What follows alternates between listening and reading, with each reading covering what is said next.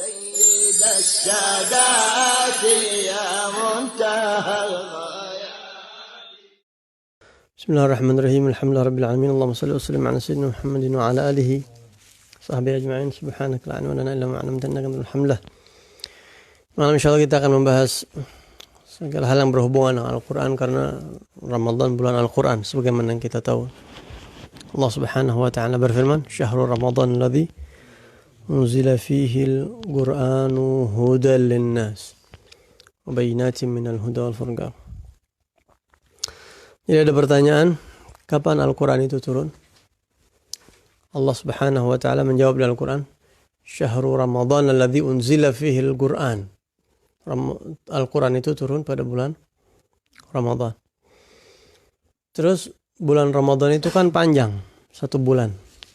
Kalau lebih spek lagi, lebih rinci lagi, kira-kira di bulan Ramadan pas lampangan kapan itu Al-Quran turun? Allah jelaskan lagi di Al-Quran, "Inna anzalnahu fi lailatul qadr."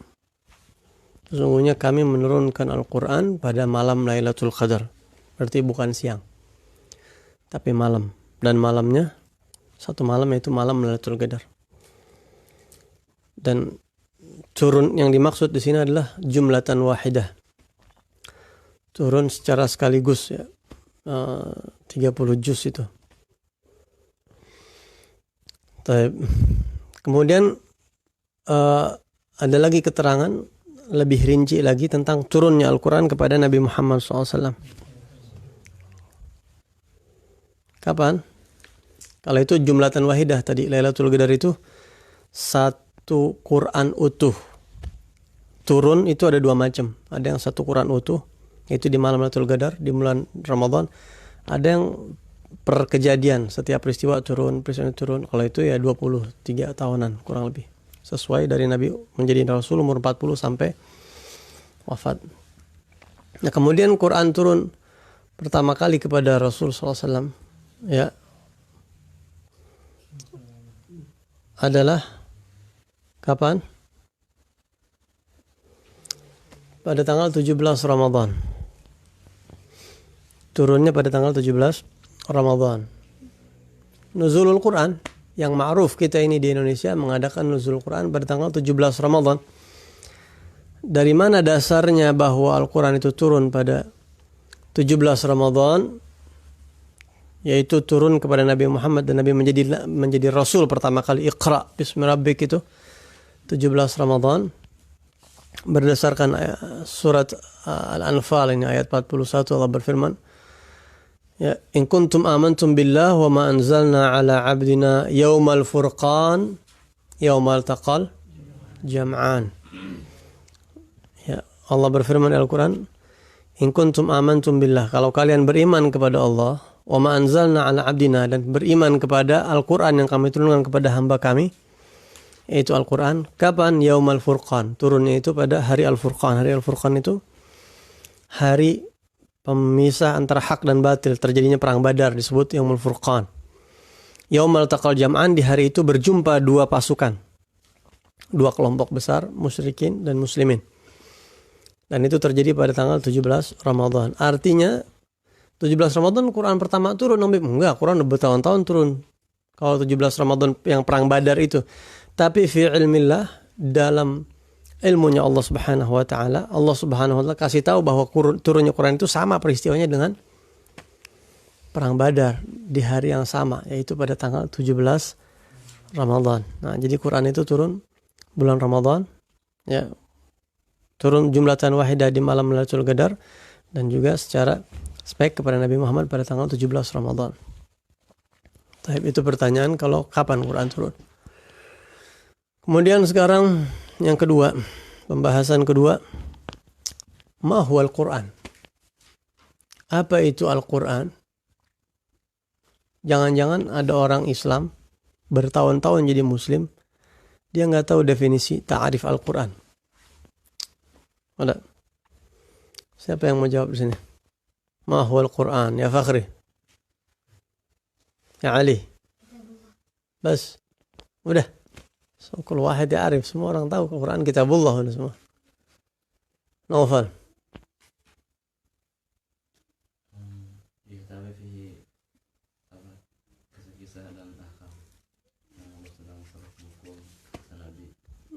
Panjangan jawabannya. Anta ridha? Taufik? Ali? Udah? Lihat nih, Habib Syauqi bin Umar. Lihat. Jawab Ki. Apa Ki? Ya Allah, pakai lupa. Muhammad? Hah? Bas. وإرشادهم وفيه دستور وكلام وحكم وقصص وآيات وأحكام.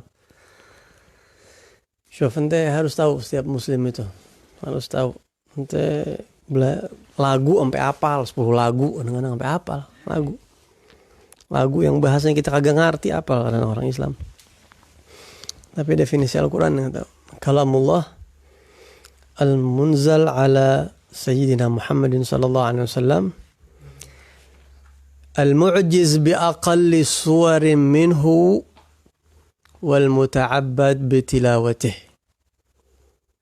Itu pendapat yang paling baik kata ulama tentang ta'arifnya Al-Quran. Antum bisa lihat di kitab Qawaid Asasiyah, di Zubdatul Itqan, di kitab Al-Itqan, itu banyak situ. Ya, apa itu Al-Quran? Kalamullah. Al-Quran itu adalah firman Allah. Al-munzal ala Sayyidina Muhammad sallallahu alaihi wasallam, yang diturunkan kepada Nabi Muhammad sallallahu alaihi wasallam. Al-mu'jiz bi aqalli suwarin minhu, yang sudah bisa menjadi mukjizat, sudah bisa melawan musuh, melemahkan musuh dengan surat yang paling sedikit. Surat apa yang paling sedikit? Al-Kautsar. Al-muta'abbad bitilawatih, yang membacanya itu adalah ibadah mahdhah, murni ibadah. Ini kalau nak terangin panjang. Ini kita terangin panjang. Pengertian ini bakal kita terangin. Ya. Pertama, kalamullah. Al-Quran adalah kalamullah, firman Allah. Maka berbeda dengan kalam makhluk. Kalamullah, apakah firman Allah itu bahasa Arab? Dalam akidah kita Ahlus Sunnah wal Jamaah, kita meyakini bahwa Allah Subhanahu wa taala mutakallim, wa kallamallahu Musa taklima. Allah Subhanahu wa taala maha berbicara. Berbicara itu sifatnya Allah. Tapi kemudian kalau ada pertanyaan, berbicaranya Allah kayak apa? Berbicaranya Allah itu tidak sama dengan makhluk. Kalau makhluk berbicara pakai suara. Makhluk berbicara pakai bahasa. Makhluk berbicara pakai huruf. Ya, pakai mulut. Itu makhluk. Tapi kita tidak boleh meyakini bahwa Allah itu sama dengan makhluk.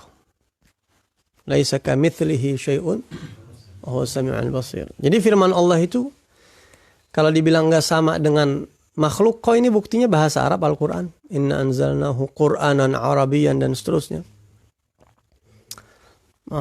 Ini bakal kita bahas. Ini akidah yang perlu dijelasin ya. Masalah akidah.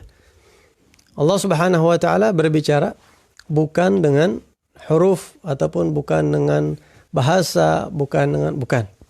Adapun Al-Quran ini adalah translate bahasanya Allah Subhanahu wa taala. Karena kita ini manusia jasad, tidak bisa faham kecuali harus berupa jasad. Jadi begini. Yang namanya kalam, ya, Anda pernah lihat. Innal kalama la fil fuadi wa innama ju'ila lisanu 'ala al fuadi dalila. Yang namanya kalam itu enggak harus pakai mulut. Yang namanya kalam, bicara, enggak harus pakai suara, enggak harus pakai bahasa.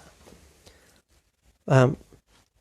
Jadi kalau ada orang bilang, mana mungkin Allah itu berbicara tanpa suara, tanpa bahasa? Oh, jangankan Allah.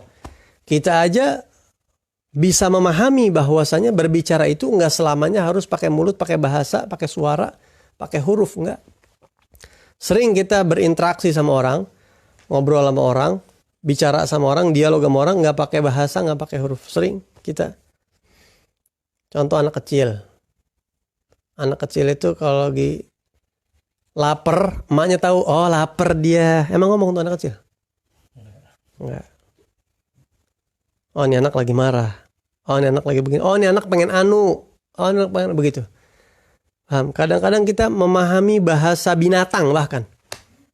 Orang-orang yang setiap hari hidup sama kambing tahu tuh kambing ini kenapa. Ya gak baik? Ini kambing sakit. Oh ini kambing minta anu. Minta tuh kambing, minta sesuatu.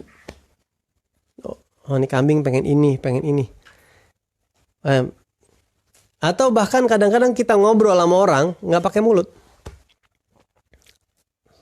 Orang gagu sama orang gagu ngobrol bisa gak?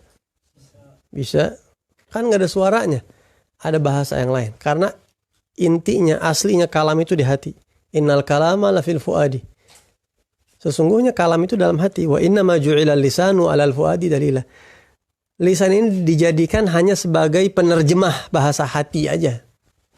Supaya mempermudah apa isi hati, diterjemahin pakai lisan. Kadang-kadang kita ngobrol sama orang tiap hari, kita ngobrol nih nggak selalu pakai mulut. Sekarang mungkin kita banyakkan pakai tangan ngobrol sama orang. Nanti ngobrol sama sahib ente di handphone, di WhatsApp tuh. Nanti ngobrol, lagi ngapain? Lagi ngobrol sama sahib anda nih. Pakai apa? Pakai tangan. Ngobrol pakai jempol doang gitu. Ketawa sendirian, gahar sendirian, enek sendirian. Paham gak? Padahal nggak ngomong, tapi dia bisa memahami apa yang ada di hati ente. Karena media untuk mengungkapkan bahasa itu nggak cuma mulut, nggak cuma bahasa, nggak cuma suara, nggak cuma huruf.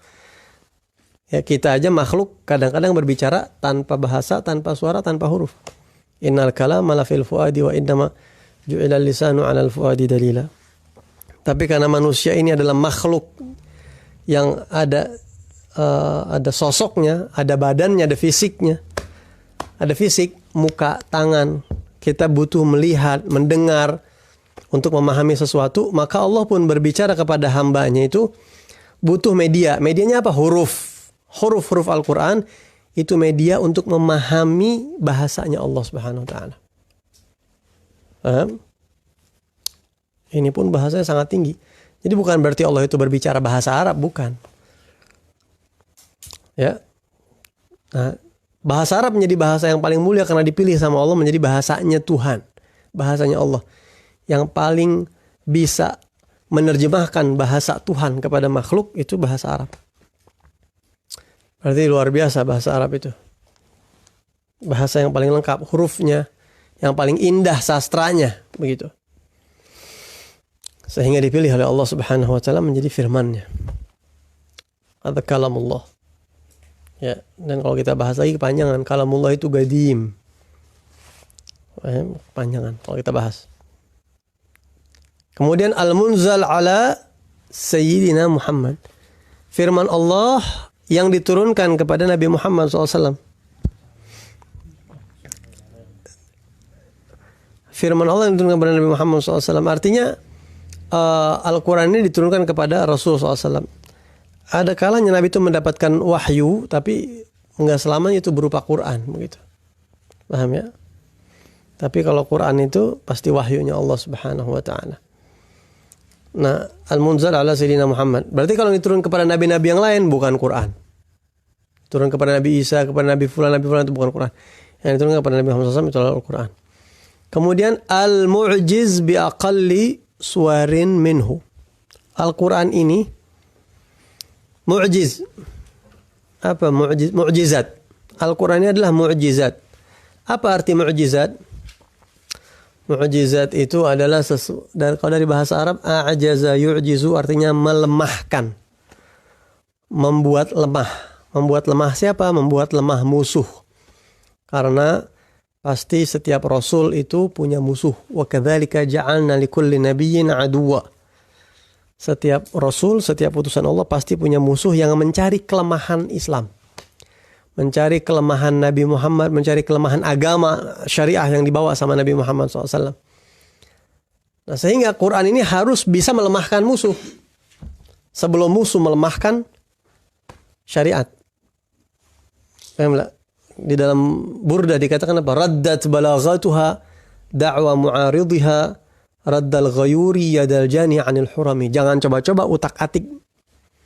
Ente serang Al-Quran. Kayak musuh-musuh Allah. Ente serang Nabi Muhammad, ente serang syariat Islam. Balaghatuha da'wa mu'aridha. Balaghah sastra Quran nyerang balik abis-abisan siapapun yang berani ngotak-ngatik. Ya, raddat balaghatuha da'wa mu'aridha. Siapa yang berani mendakwa penentang Quran bakal diserang balik sama Quran. Raddal ghayuri yadal jani 'anil hurami. Seperti serangan balik seorang laki-laki untuk menyelamatkan tangan saudari atau putrinya yang disentuh oleh laki-laki yang bukan mahram. Jadi Imam Busiri itu memberikan perumpamaan begini. Quran itu cemburu, Allah itu maha pencemburu. Jangan coba-coba ngutik Nabi, ngutik Islam, ngutik syariat, nanti Quran nyerang balik.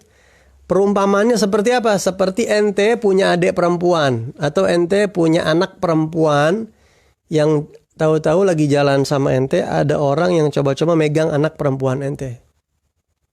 Ya. Yadal jani 'anil hurami, mahram, dari mahram.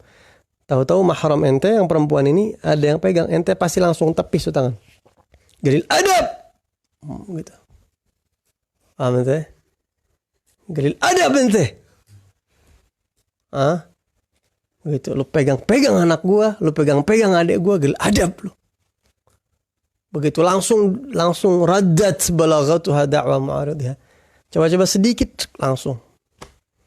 Gitu. Jadi Quran tuh mu'jiz, melemahkan. Jangan coba-coba mencari kelemahan Quran, Quran bakal nyerang balik. Quran nyerang balik. Nah, untuk melemahkan musuh harus pakai berapa ayat? Minimal 1 surat. Nah, ya, 1 surat itu musuh sudah bisa lemah.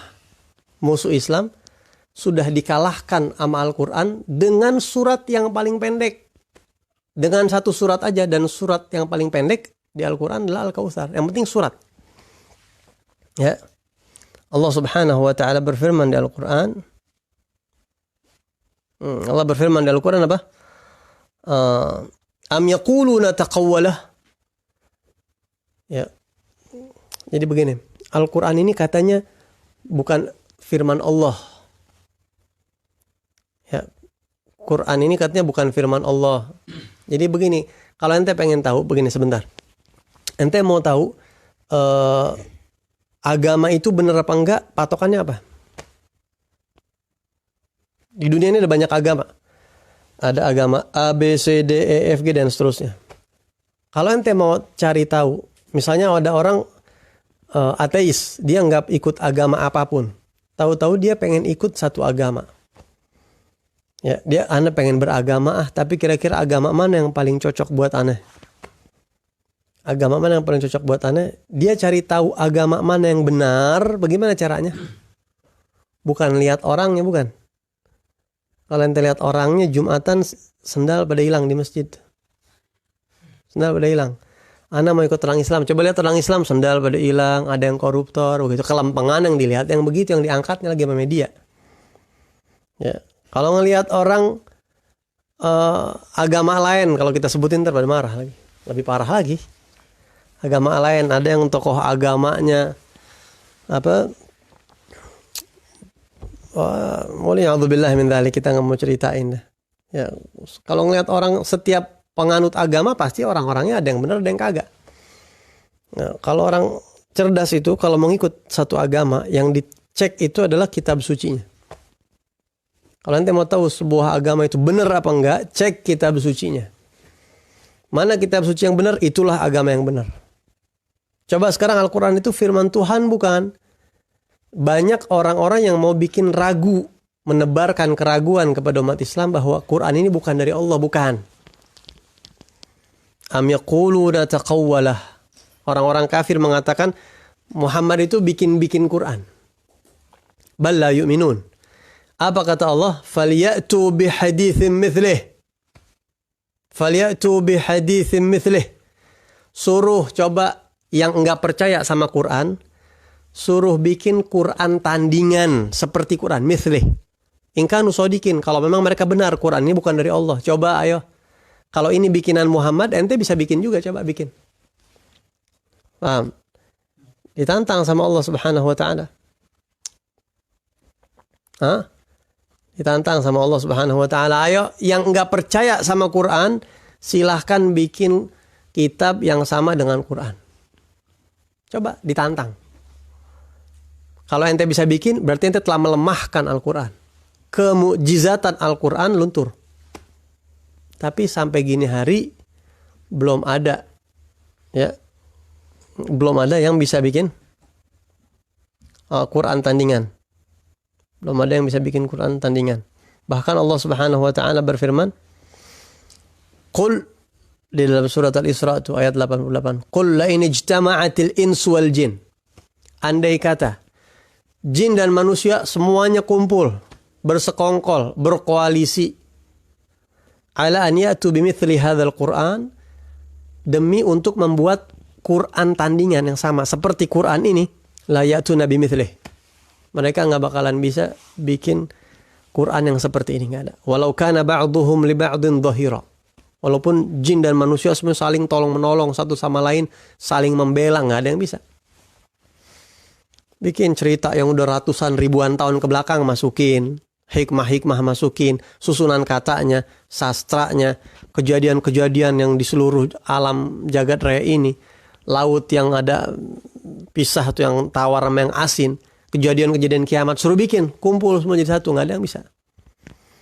Ya, dah, positif ya, tantangan nih dari Allah. Allah Subhanahu wa taala tantang seluruh makhluk bikin Quran tandingan. Kalau nggak percaya sama Quran, coba bikin Quran tandingan. Nggak ada yang bisa. Allah turunin dah tantangannya. Ya, dari tadinya satu, tadinya satu Quran utuh, Allah turunin. Mungkin kagak bisa kalau satu Quran. Allah turunin tantangannya. Am yaquluna iftarah. Apakah mereka mengatakan Quran itu dibikin-bikin, bukan firman Allah? Qul fa'tu bi'ashri suwarin mithlih. Allah turunin. Ya udah, kalau nggak bisa bikin satu Quran utuh, bikin 10 surat seperti Quran. Ente pilih surat apa aja yang pendek-pendek bikin. Ente nggak usah bikin satu Quran. Bikin 10 surat yang kayak di Al-Quran. Di Al-Quran itu ada 114 surat. Kebanyakan, kesian ente. Allah tantang 10 surat muftarayat yang ente ada-ada bikin-bikin. Wad'u man istata'tum min dunillahi in kuntum shadiqin. Panggil siapapun ente minta tolong selain Allah. 10 surat. Ada yang bisa gak? Pernah gak ente dengar ada orang yang berhasil bikin 10 surat yang bisa 10 surat yang bisa nandingin Quran? Pernah dengar ente? Nggak ada. Nggak ada. Maka Allah Subhanahu wa taala turunin lagi. Allah turunin lagi 10 surat nggak bisa. Wa in kuntum fi raibin mimma nazzalna ala 'abdina fa'tu bi suratin mim mithlih.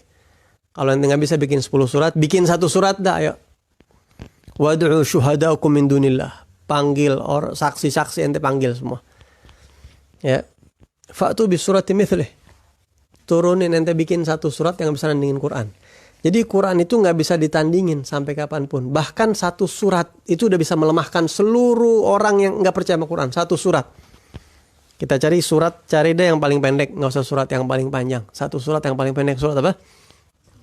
Bi aqalli suwari minhu. Dengan surat yang paling kecil pun udah nggak bisa ada yang bisa bikin tandingan Al-Quran. Paham? Paham?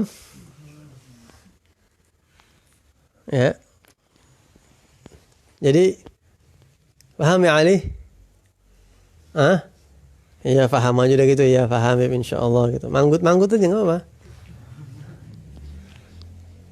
Jadi Al-Qur'an itu kalamullah al-munzal, firman Allah turunkan kepada Sayyidina Muhammad SAW, al-mu'jiz bi aqali suwarin minhu, yang dengan Quran, dengan surat yang paling pendek saja sudah bisa melemahkan siapapun yang enggak percaya sama Islam. Jadi buat yang ragu-ragu sama Quran, bikin dah satu surat yang sama tapi ya diadu gitu tuh. Nggak ada yang bisa bikin. Keindahan kata-katanya dan seterusnya dan seterusnya. Nah, itu pengertian daripada Al-Quran. Al-muta'abbad bitilawatih, kurang sedikit. Ada sebagian ulama menambahkan al-muta'abbad bitilawatih.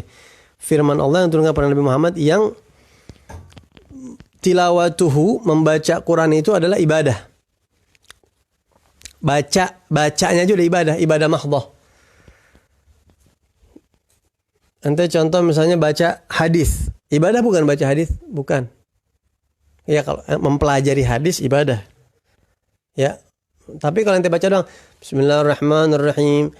Misalnya man qara'a harfan min kitabillahi falahu bi kulli harfin hasanatun hasanah. Itu bukan ibadah, bukan. Paham?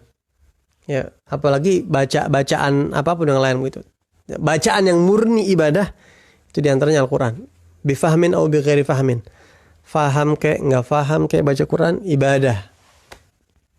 Paham? Paham nggak kira-kira? Itu pengertian Al-Quran. Masih panjang lagi. Ada pertanyaan? Ada pertanyaan? Abdul, hendak soal? Maaf. Sekarang keutamaan Al-Quran. 2 poin aja kita bahas, besok sisanya. Besok.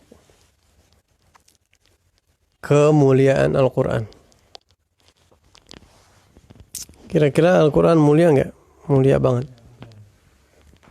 Nggak usah pakai ditanya itu mah ya. Nah, Allah Subhanahu wa Ta'ala menjadikan Al-Quran ini adalah firman Allah Subhanahu wa Ta'ala yang sangat luar biasa. Allah disebutkan dalam hadis qudsi, yakni dalam hadis firman Allah tapi bukan Quran, hadis qudsi. Man syaghalahu Al-Quran wa dzikri an mas'alati, barang siapa orang, kata Allah, yang sibuk dengan Al-Quran. Quran membuat dia sibuk. Dan juga zikir kepadaku membuat dia sibuk. Artinya ini orang disibukkan dengan baca Quran dan zikir. Saking sibuknya baca Quran dan zikir, kayak ini sekarang Ramadan, Quran mulai baca. An mas'alati, sibuk daripada masalah. Apa masalah? Meminta. Sa'ala yas'alu su'alan.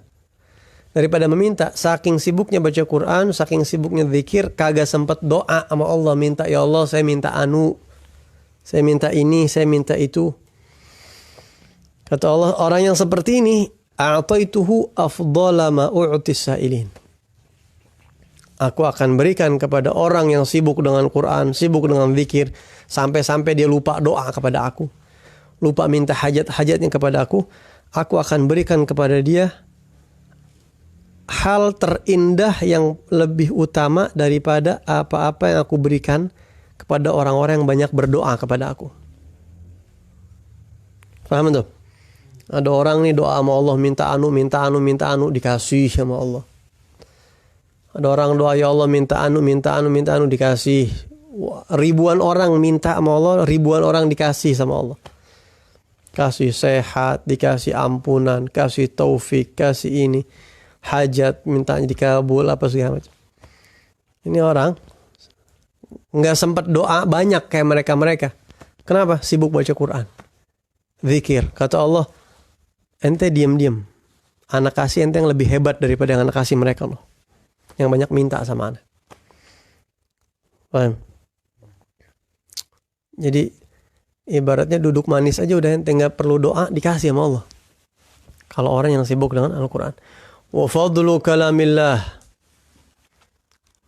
ala sairil kalam kafadlillah ala khalqih. Perbandingan firman Allah dengan bacaan apapun, semua bacaan apapun, itu seperti perbandingannya seperti Allah memakhluk. Ente ukur aja, Allah memakhluk, bisa ente bandingin? Agak bisa. Beb afdal mana beb baca Quran belum juga tuntas saya nanya, Habib udah pasti afdal baca Quran. Ente mau tanya sama baca apa juga afdalan Quran. Baca Quran sama zikir, baca Quran sama ini afdal mana? Baca Quran. Karena Nabi udah bilang, bacaan yang paling utama, bacaan yang paling afdal adalah baca Quran. Nggak ada yang ngalahin itu. Allah. Seperti ceritanya seorang wanita, ente masih ingat? al-mar'ah al-mutakallimah bil Quran. Seorang wanita yang berbicara dengan bahasa Al-Quran. Dia nggak pakai bahasa. Jadi kalau ngomong pakai bahasa Quran. Ya, ingat itu ceritanya. Masih ingat gak? Satu orang datang. Kalau nggak salah Ibn Mubarak atau siapa ulama lain. Bicara sehari-hari pakai Quran. Assalamualaikum. Assalamualaikum ya amatullah. Di tengah padang pasir perempuan sendirian. Laki-laki ini ngelihat kesian, ditanya Assalamualaikum ya amatullah. Dia jawabnya pakai ayat Al-Quran, Salamun qawlan min Rabbir Rahim. Mada taf'alin? Ibu lagi ngapain di sini? May yahdillahu fala mudilla lahu wa may yudlil fala hadiya lah. Dia jawab pakai bahasa Al-Quran. Barang siapa yang Allah beri petunjuk, dia tidak akan nyasar. Barang siapa yang Allah sesatkan dia tidak akan mendapatkan petunjuk. Oh, nyasar. Min aina wa ila aina turidin? Ibu dari mana mau kemana? Dia jawab pakai ayat Quran. Subhanalladzi asra bi'abdihi layla minal masjidil haram ilal masjidil aqsa alladzi barakna hawlah. Waktu itu memang musim haji. Pas pulang haji gitu ya. Orang pulang haji. Oh, rupanya mau pulang ke Palestina. Habis ibadah haji ibu ini. Walhasil dari awal sampai akhir tuh ngomong pakai Malik, malaki. Ya, la tujibin kalami bi kalamil bashar. Ibu, kenapa saya tanya kok ngomongnya pakai bahasa orang mulu? Pakai bahasa Quran mulu, nggak pakai bahasa orang. Kayak biasa orang ngomong itu. Ibu ini jawab pakai ayat Quran lagi. Ma yalfidhu min qawlin illa ladayhi raqibun atid. Ya. Tidak keluar satu kata pun kecuali terkontrol sama raqib dan atid dicatat. Jadi kalau ngomongnya Quran udah pasti bagus. Masya Allah. Silahkan ibu, mau saya antar? Gimana? Saya antar ibu sampai ketemu, sampai tempat yang begini, saya akan jaga kehormatan ibu begini kata dia. Man amila salihan falinafsih wa man asa'a fa'alaiha. Barang siapa yang beramal saleh, maka dia akan beramal untuk dirinya sendiri, dan barang siapa yang berbuat buruk, dia berbuat buruk kepada dirinya sendiri. Baik, terus ada ucapan terima kasih apa kita lupa? Apa?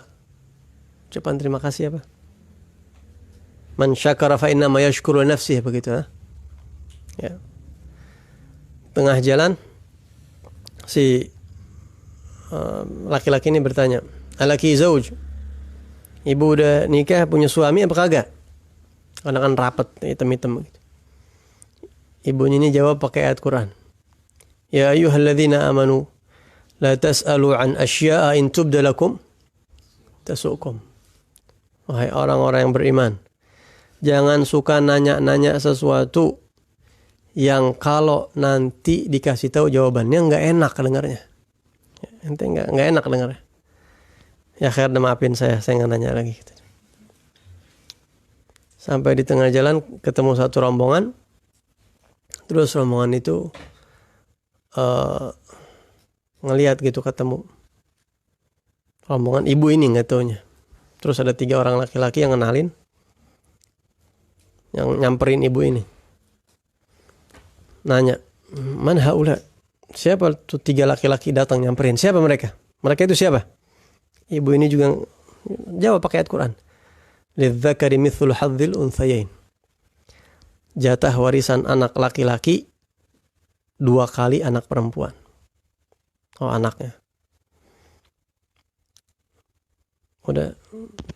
Siapa mereka ini? Nama mereka siapa? Ya Yahya khudhil kitaba biquwwah. Ada 3 orang. Inna hadza la fi as-suhufil ula, suhuf Ibrahim wa Musa. Udah ketemu, syuf.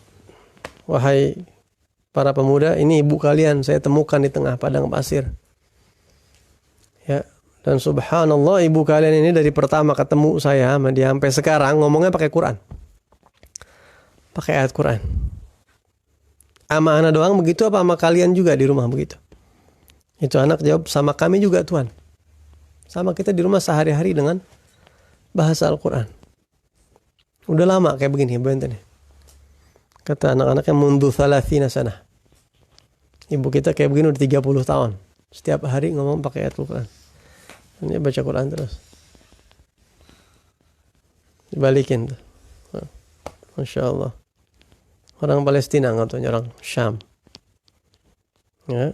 Dan Syam itu tempat yang didoain berkah sama Rasulullah SAW. Allahumma barik lana fi Syamina wa Yamanina. Wallahu a'lam. Besok insyaAllah kita masih akan bahas tentang Al-Quran. Sekali lagi dah kita bahas tentang Al-Quran. Ada soal? Ada soal tu?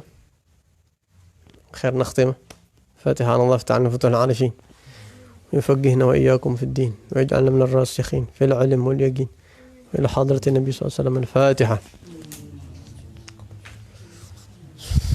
بسم الله الرحمن الرحيم.